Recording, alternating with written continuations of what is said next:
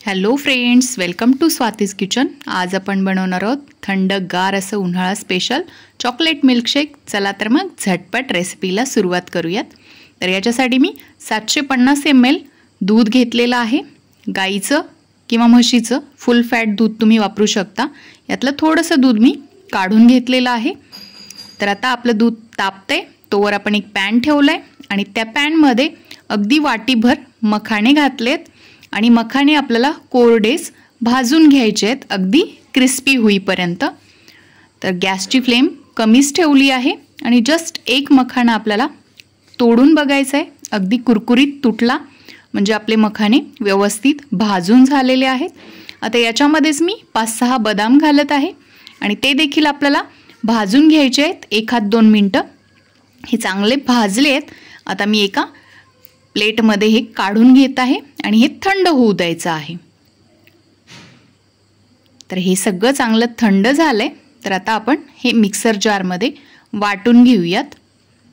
तर मखाणे भाजून घेतल्यामुळे छान फाईन अशी याची पावडर बनते आणि याच्यामध्ये मी अर्धी वाटी साखर घालत आहे। साखरेचं प्रमाण नंतर आपण कमी जास्त करू शकतो टेस्टच्या अकॉर्डिंग, परंतु या ठिकाणी साखर घातल्यामुळे चांगलं बारीक पावडर होतं याचं।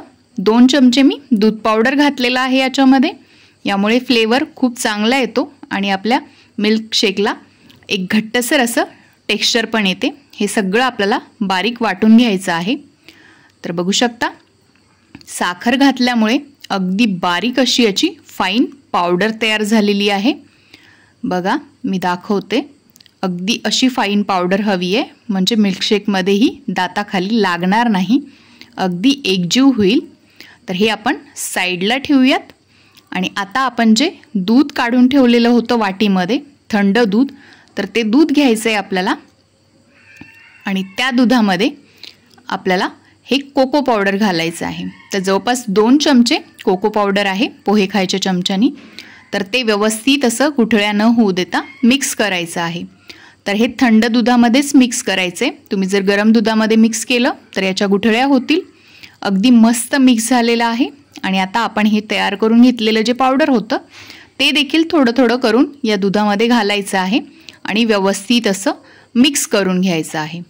तर एकदाच नाही घालत आहे मी, तर 2 ते 3 बॅचेसमध्ये याच्यामध्ये घालायचं आहे आणि चांगलं मिक्स करून घ्यायचं आहे, एकजीव करून घ्यायचं आहे। तुम्हाला जर माझी रेसिपी आवडत असेल तर चॅनलला लाईक आणि सबस्क्राईब करायला विसरू नका। तर बघू शकता आता मी संपूर्ण पावडर जी आहे ती याच्यामध्ये घालत आहे। तर अगदी हेल्दी असा हा मिल्कशेक बनून रेडी होतो आपला। चवीला देखील अप्रतिम लागतो आणि मुलांच्या पोटामध्ये हेल्दी देखील गोष्टी जातात। तर हे सगळं आपल्याला चांगलं मिक्स करून घ्यायचे। बघू शकता तर अशा पद्धतीने मी मिक्स करून घेतलेलं आहे। आपल्या दुधालाही छान उकळी आलेली आहे, बघू शकता। तर आपण जे बनवून ठेवलेलं बॅटर होतं ते परत एकदा ढवळून घ्यायचं आहे आणि थोडं थोडं करत ढवळत या दुधामध्ये मिक्स करत जायचं आहे। तर अशा पद्धतीने एका हाताने मिक्स करत राहायचं आहे, नाहीतर बुडाला लागू शकतं। आणि आता वाटीत जे बॅटर शिल्लक आहे तर ते देखील मी अशा पद्धतीने दूध घालून याच्यामध्ये ओतून घेतलेलं आहे। तर हे जे दूध आहे स्लो फ्लेमवरतीच आपल्याला 5-1 मिनटं छान ढवळत उकळू द्यायचं आहे। हवं तर या स्टेजला तुम्ही फ्लेवरसाठी इसेन्स देखील वापरू शकता, पण कोको पावडर असल्यामुळे मी याच्यामध्ये इसेन्स घातलेलं नाही आहे। तर दुधाला छान उकळी आलेली आहे। आता मी गॅस बंद करून घेणार आहे आणि हे दूध आपल्याला रूम टेम्परेचरवर आल्याच्या नंतर फ्रीजमध्ये थंडगार व्हायला ठेवायचं आहे।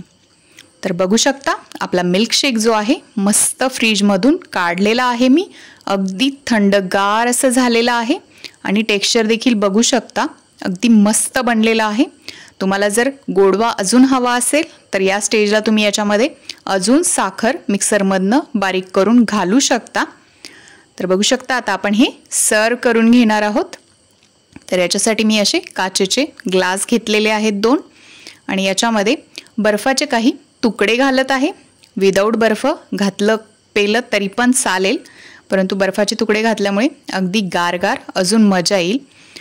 तर मी थोडेफार तुकडे याच्यामध्ये घातलेले आहेत आणि हा जो बनवून ठेवलेला मिल्कशेक आहे तर तो आपल्याला याच्यामध्ये ओतून घ्यायचा आहे। तर बघू शकता अगदी यम्मी असा मिल्कशेक बनून तयार होतो आणि मुलं तर मस्त खुश होतील हा मिल्कशेक पिऊन, जो हेल्दी पण आहे, भरपूर प्रोटीननी असा युक्त आहे। तर दोन्ही ग्लास मस्त भरून असा हा मिल्कशेक रेडी झालाय आपला। तुम्हाला जर रेसिपी आवडली असेल तर चॅनलला लाईक आणि सबस्क्राईब करायला विसरू नका। परत भेटूयात अशाच एका मस्त रेसिपी सोबत। तोपर्यंत बाय बाय।